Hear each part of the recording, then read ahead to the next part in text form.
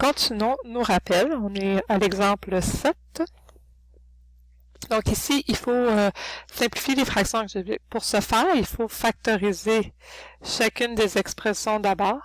Donc si vous faites votre somme produit, je vais vous donner uniquement les réponses. Donc la première en haut, on va factoriser, ça va être un x moins 1 au carré. Pour le x3 plus x, on va sortir un x, il va rester x carré plus 1. Donc les autres sont factorisés. On va tout mettre ça en facteur. Pardon.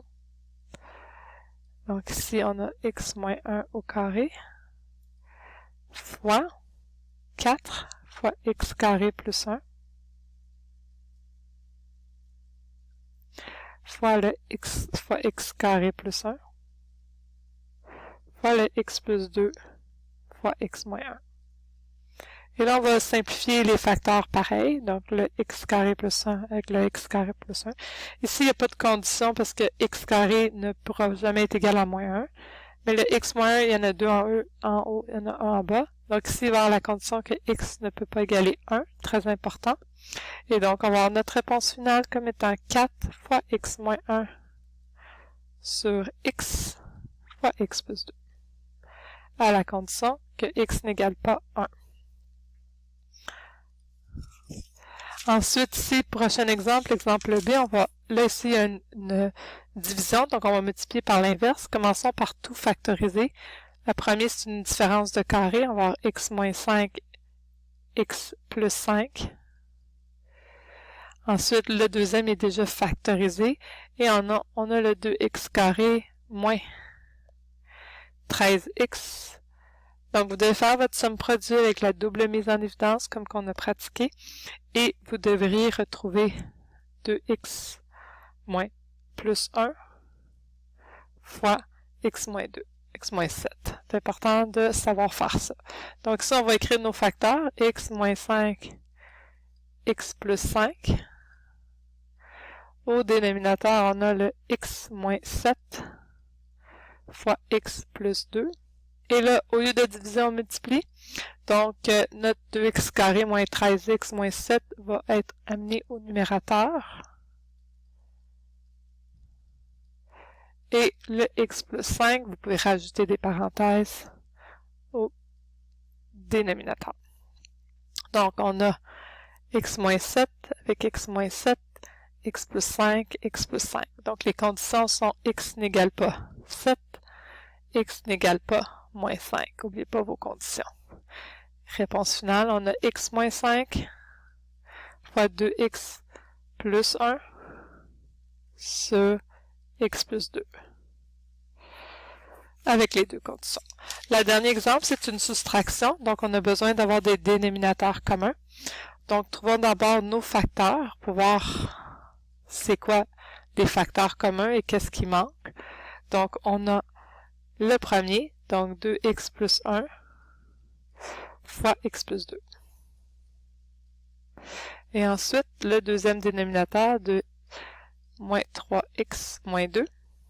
On va avoir une factorisation comme étant 2x plus 1 fois x moins 2. Donc ici, on a 6x sur 2x plus 1, x plus 2, qui va soustraire le 5 sur 2x plus 1 fois le x moins 2. Donc ici, vous remarquez que le 2x plus 1 est déjà commun aux deux. Donc, on va prendre, il faut que chacun des facteurs revienne au moins une fois. Donc, le 2x plus 1, le x plus 2 et le x moins 2. Donc, au 6x, il manque le x moins 2. Moins au 5, il manque le x plus 2. Vous allez ouvrir chaque parenthèse et mettre les x ensemble, les non-x ensemble, les x carrés ensemble. Vous allez avoir 6x carré moins 17x moins 10 comme résultat. Tout ça sur 2x plus 1, x plus 2, x moins 2.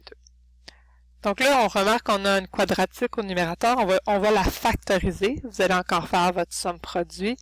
Vous devriez factoriser au numérateur comme étant 3x moins 10 et 2x plus 1. Et on va réécrire notre dénominateur, 2x plus 1, x plus 2, x moins 2. On simplifie avec notre condition que x n'égale pas moins une demi. Donc on prend la parenthèse et on dit que ça égale pas 0 et on isole le x. Et on trouve donc réponse finale 3x moins 10 sur x moins 2, x plus 2. Poursuivons. Résolution d'équation. Donc la résolution d'équation, c'est de trouver la valeur de y qui fait, ou de x, ou de n'importe quelle lettre qui fait que l'équation est vraie. Donc ici, vous allez ouvrir chacune des parenthèses. Comme ça, ici, on va ouvrir chacune des parenthèses. Donc on va avoir 12y plus 8 moins 4y est égal à 10 moins 15y moins 7. Vous allez mettre les y d'un côté. Vous allez donc avoir 23y est égal à moins 5. Vous allez diviser et vous allez avoir que y vaut moins 5 23e. Donc, on écrit ça comme un ensemble solution. C'est une seule et unique valeur, E.S, en accolade, moins 5 23e. C'est assez simple avec un degré 1. Quand il y a un degré 2, on va mettre tout d'un seul côté. Donc, on va amener le moins 25 de l'autre côté pour avoir un plus 25, pour avoir un plus 20x.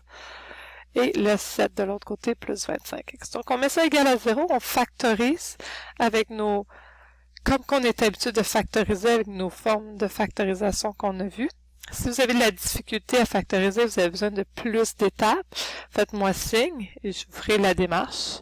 Donc, ici, on a deux parenthèses qui sont identiques. Donc, on a 2x plus 5 est égal à 0, d'où x est égal à moins 5 demi. Encore une fois, ici, l'ensemble solution est point S, une seule valeur à moins 5 demi. Au numéro C, il faut d'abord mettre sur un dénominateur commun.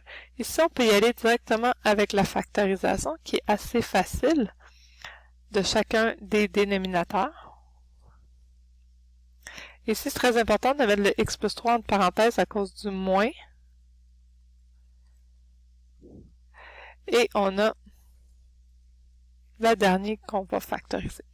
Donc, dans une équation, pour enlever les dénominateurs, il faut qu'on soit sur un dénominateur commun à gauche et à droite. Donc, du côté gauche, on y a juste un terme, donc on va le réécrire.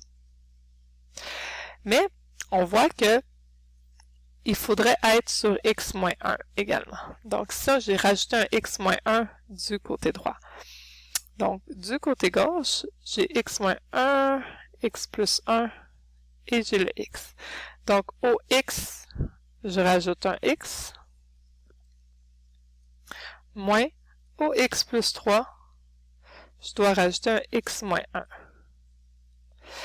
Et là, quand vous avez fait ça, étant donné égalité pour égalité, seulement dans les équations, on annule les dénominateurs. Et là, on va travailler uniquement les dénominateurs. Donc, ici, on va avoir x carré moins x carré plus x moins 3x moins 3. Il va être égal à moins 3x plus 3. Donc, on annule les x carrés ensemble. Ici, on a une petite erreur, c'est moins, oups. Donc, c'est un, ici, on a un plus. Bon, on va y arriver, hein. On va y arriver, il y a une petite erreur ici à moins. Donc, on a x moins 1, voilà. OK, donc on a x moins 1, donc il manquait un x plus 1 ici, d'où on avait x carré moins x moins 3x moins 3. Donc on va mettre tous les x ensemble.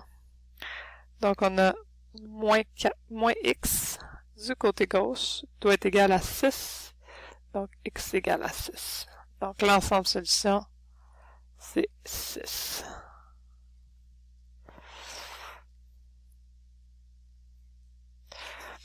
Donc, on continue. Les fonctions. Donc, les fonctions ici, vous pouvez souligner tout ça ici. Donc, tout ça, surtout le domaine, où que on veut que, très important, le dénominateur n'égale pas 0. Donc, on peut pas avoir, c'est pas défini si le dénominateur égale 0, et si l'intérieur d'une racine paire est négatif, l'ordonnée à l'origine, c'est la valeur de la fonction lorsque x vaut 0. Le 0, c'est la valeur de x lorsque y vaut 0. Donc, si on vous demande de trouver les valeurs au point, donc commençons. Donc, si je veux un moins 2, qu'est-ce que vous devez faire? Vous devez remplacer la valeur du x par moins 2 et calculer. Ici, ça fait moins 10. Si vous voulez à une demi, qu'est-ce qu'on fait? On remplace le x dans notre fonction par une demi. Et là, on calcule, puis ça fait 5. Et là, regardez cette nouvelle expression-là.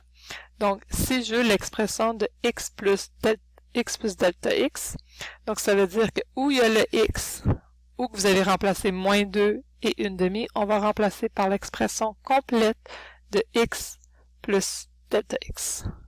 Seulement où ça? Donc, ça va donner 6x plus 6 delta x plus 2. Donc, ça, c'est la nouvelle notation qu'on introduit tranquillement pour nous approcher de la définition d'une dérivée, qui est le concept du cours. Ensuite, on a deuxième fonction, f de moins 2. Donc, racine de 3 fois moins 2 plus 7. Donc, ça fait 1. Moins 5, ça fait moins 4. F de une demi. Donc, 3 fois une demi plus 7, moins 5. Donc, environ moins 2,08. Vous pouvez calculer avec vos calculatrices. Et là, si je fais f de x plus delta x, donc on a racine de 3, parenthèse x plus delta x, ferme la parenthèse, plus 7, moins 5. Donc, c'est une expression algébrique, donc il n'y a rien à faire avec ça. Au niveau du dénominateur, on va pratiquer ici qu'est-ce qui a été dit. Donc, vous voyez, vous avez, premièrement, il faut que le dénominateur soit différent de 0. Donc, pour enlever une racine, on élève à la 2. Donc, 0 à la 2, ben, c'est 0. Et là, on trouve notre première condition que x ne peut pas égaler une demi. Deuxième condition, il faut que l'intérieur de la racine soit plus grand ou égal à 0. Donc, x doit être plus grand ou égal à moins une demi, mais différent de une demi. Ici, c'est un moins également. Donc, le domaine de f va être moins une demi exclu à plus l'infini. Deuxième fonction. Donc, on va prendre le dénominateur, x moins 4 différent de 0. Donc, on a x n'égale pas à 4. Première condition. Deuxième condition, on a que x moins 1, l'intérieur de la racine doit être plus grand que 0. Donc, ici, on a x plus grand que 1. Si je combine les deux, donc vous pouvez y aller par intervalle.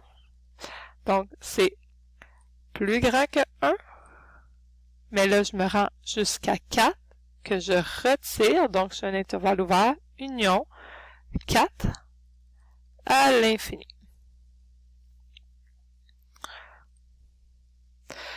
Les fonctions composées, c'est quand on rentre une dans l'autre.